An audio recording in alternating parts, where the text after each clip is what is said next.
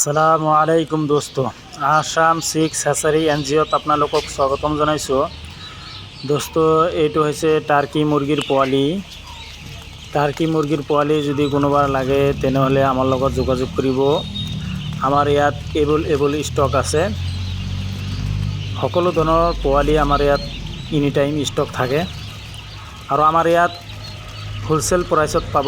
আমি গোটেই অসমত মালবোৰ ডেলিভাৰী দিওঁ। যদি কোনোবাৰ লাগে তেনেহ'লে আমাৰ লগত যোগাযোগ কৰিব।